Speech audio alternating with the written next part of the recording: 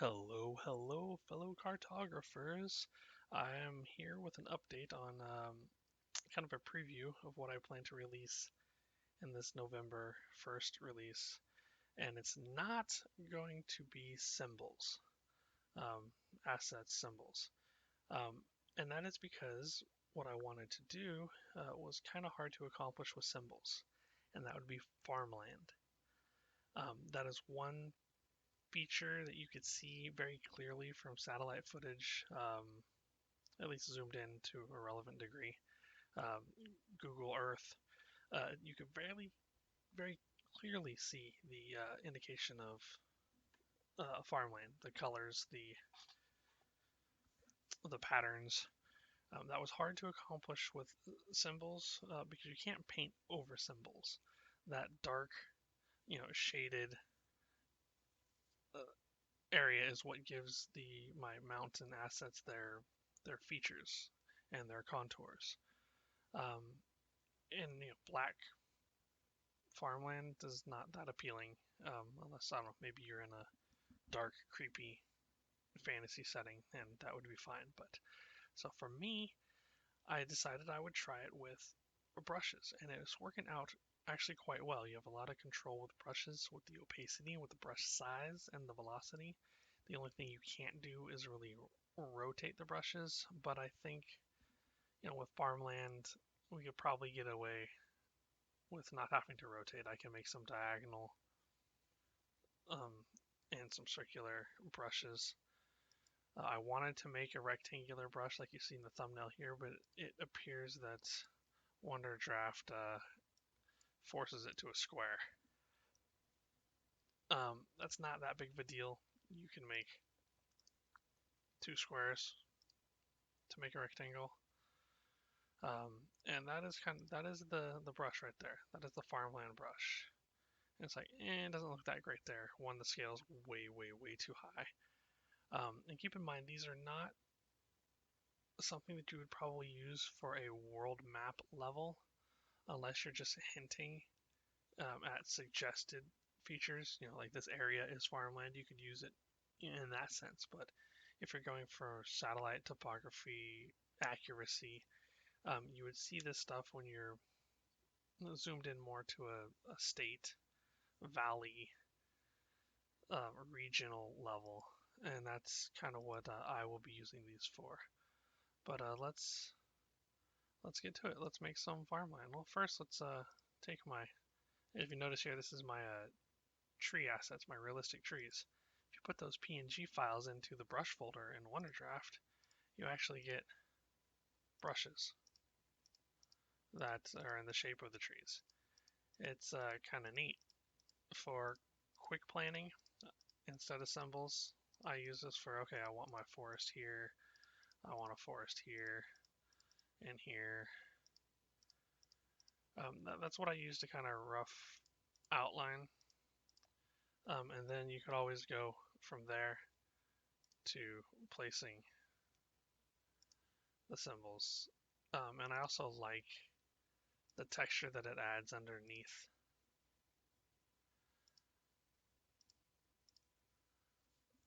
the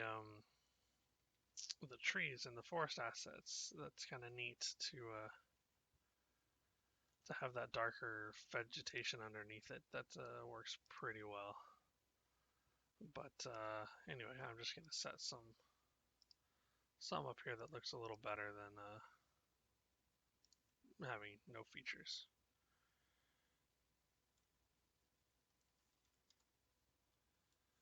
And now that we've done that, let's work on checking out this farmland. So we go back to the brush tool here. We're going to select the farmland. We're going to take a darker brownish field color, and that's the beauty of these over the symbols is you guys have a lot more control, very specific control over the color that you want it. So we'll do one field,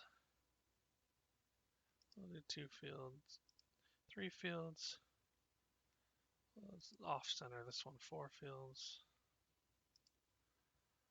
Do a square fields here. And then you switch to whatever color your crop you want your crop to be, and then shrink your brush size by at least 2. I'd probably take the opacity down a lot here and decrease the velocity.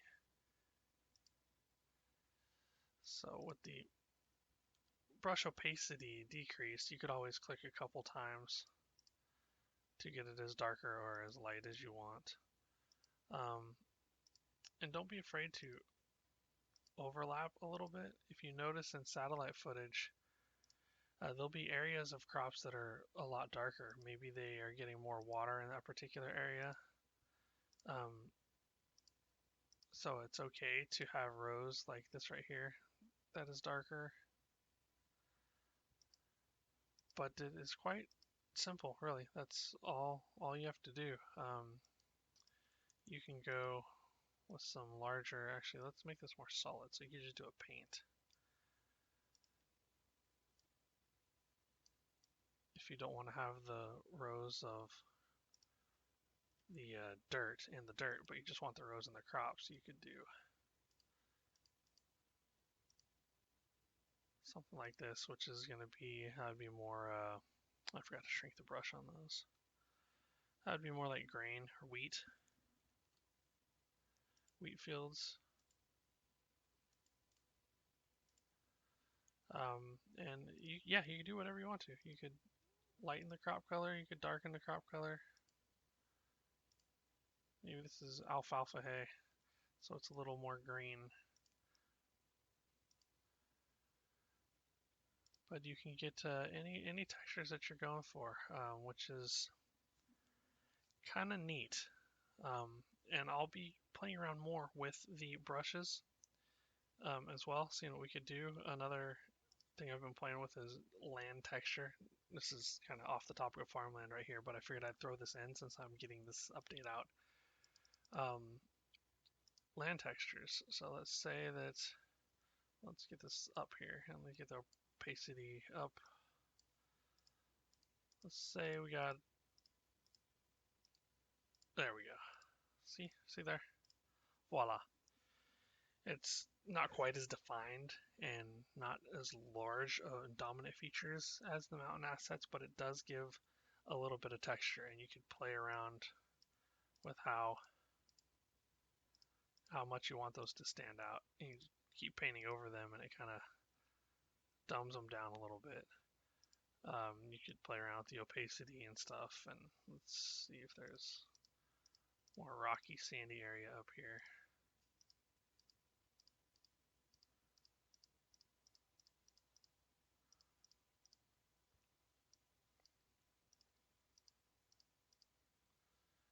And as you can see, it's but you just put a dark color underneath like this, and then if that dark color is underneath, that land texture is going to show up.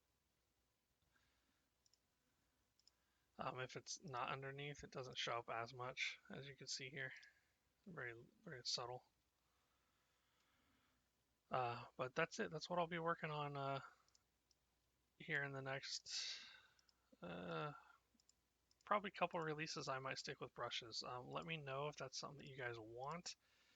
If you want me to stick more to symbols, but since I have quite a few symbol packs out there, I wanted to try to get something that would complement my topographical assets. And I think one thing is definitely these the land textures.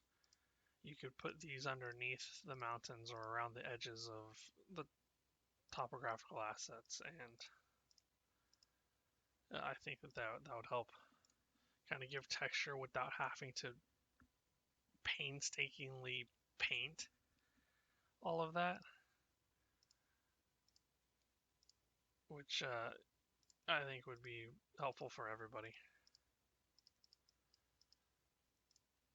But yeah, I just messed around with a couple of these here. So let's get that dark. Let's try. Yeah, there you go. So it's more arid landscape biome that you can kind of throw in without, get this dark here. Let's do this. There, that's something you can simply do without having to worry about symbols. But anyway, now the focus is definitely on the farmland right here. I think I'm going to try to get that released for November. We'll probably do, I don't know how many brushes I'll need, but I'll try to get enough to where you can get what you need. You can get the circular farms, triangular farms, horizontal, diagonal farms, and we'll keep playing with it, and we'll see what we get. But I think you could do a lot with just the brush and filling out your landscape here once you get everything set in. So with that, I'll catch you guys later.